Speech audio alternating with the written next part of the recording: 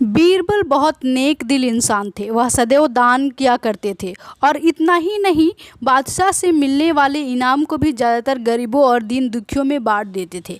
परंतु इसके बावजूद भी उनके पास धन की कोई कमी नहीं थी। दान देने के साथ साथ बीरबल इस बात से भी चौकन्ने रहते थे कि कपटी व्यक्ति उन्हें अपनी दीनता दिखाकर ठग न ले। ऐसे ही अकबर बादशाह ने दरबारियों के साथ मिलकर एक योजना बनाई कि देखे कि सच्चे दीन दुखियों की पहचान बीरबल को हो पाती है या नहीं। बादशाह ने अपने एक सैनिक को वेश बदलकर दीनहीन अवस्था में बीरबल के पास भेजा कि अगर वह आर्थिक सहायता के रूप में बीरबल से कुछ ले आएगा तो अकबर की ओर से उसे इनाम मिलेगा।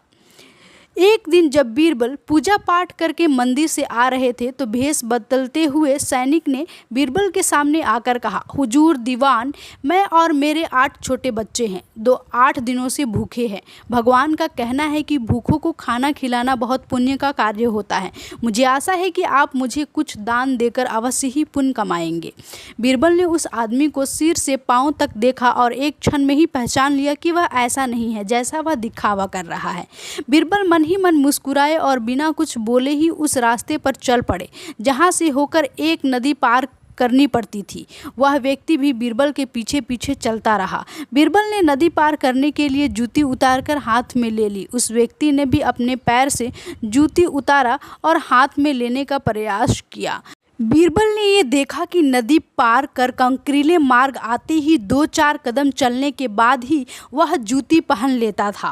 बीरबल यह भी गौर कर चुके थे कि नदी पार करते समय उसका पैर धुलने के कारण वह व्यक्ति और भी साफ सुथरा, चिकना, मुलायम, गोरी चमड़ी का दिखने लगा था।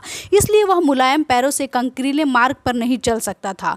दीवान जी, आपने गरीब की पुकार नहीं सुनी, पीछे आ रहे व्यक्ति ने कहा। बीरबल बोले, जो मुझे पापी बनाए मैं उसकी पुकार कैसे सुन सकता हूँ? क्या कहा? क्या आप मेरी सहायता करके पापी बन जाएंगे? हाँ, वह इसलिए कि शास्त्रों में लिखा है कि बच्चे का जन्म होने से पहले ही भगवान उसके भोजन का प्रबंध करते हुए उसकी माँ के स्तनों में दूध दे देता है, उसके लिए भोजन की व्यवस्था कर देता है और उसको भोजन देता है और उसे जीवित रखता है। भगवान किसी को भूखा नहीं सुलाता। इन सब बातों के बाद भी तुम अपने आप को 8 दिनों से भूखा कह रहे हो। इन सब स्थितियों को देखते हुए यही समझना चाहिए कि भगवान तुम्हें रूठ गया है तुमसे और वह तुम्हें और तुम्हारे परिवार को भूखा रखना चाहते हैं। लेकिन मैं उसका सेवक हूँ और मैं तुम्हारा पेट भर दूँ तो ईश्वर मुझसे भी रूठ जाएगा। मैं ईश्वर के विरुद्ध नहीं जा सकता। ना बाबा ना, मैं तुम्हें भोजन नहीं करा सकता क्योंकि यह सब कोई पापी ही कर सकता है।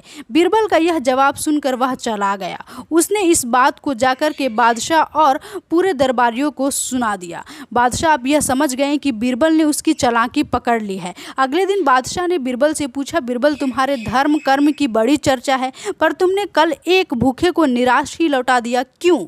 आलम पनाह, मैंने किसी भूखे को नहीं बल्कि एक ढोंगी को लौटा दिया था और मैं यह बात भी अच्छे से जान गया हूँ कि वह ढोंगी आपके कहने पर मुझे बेवकूफ़ बनाने आया था।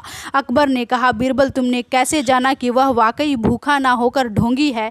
उसके पैरों और पैरों की चप्पल देखकर यह सच है कि उसने अच्छा भेष बनाया था मगर उसके पैरों की चप्पल कीमती थी। बीरबल ने आगे कहा, माना कि चप्पल उसे भीख में मिल सकती थी पर उसके कोमल मुलायम पैर तो भीख में नहीं मिल सकते थे और वह कंकड़ भरी रास्ता में भी नहीं चल सकता था। उसके पैर भी मुलायम थे। इतना कहकर बीरबल ने बताया कि किस प्रकार उसने उस मनुष्य की परीक्षा लेकर जान लिया कि उसे नंगे पैर चलने की भी आदत नहीं।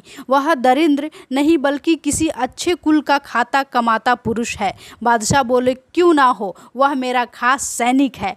फिर वह बहुत प्रसन्न होकर बोले, सचमुच बीरबल, तुम बहुत ही बुद्धिमान और चालाक हो। और बादशाह अकबर बहुत खुश हो गए। तुम्हें धोखा देना आसान काम नहीं है। बादशाह के साथ साजिश में शामिल हुए सभी दरबारियों के चेहरे बुझ गए और पूरे दरबार में ये सब जान चुके थे कि वाकई बीरबल से जीत पाना बहुत ही मुश्किल है। तो दोस्तों, हमें इस कहानी से यह शिक्षा मिलती है कि हमें भी किसी ढोंगी को देखकर उसकी बातों में विश्वास नहीं करना चाहिए। वाकई उसका जांच पड़ताल करने के बाद ही उसकी मदद करनी चाहिए, लेकिन ऐसे व्यक्ति की मदद करें जो वाकई एक गरीब परिवार से आता हो और वाकई उसे खाने की ज़रूरत हो। ऐसे व्यक्ति की मदद ना करें जो एक ढोंगी हो। धन्यवाद।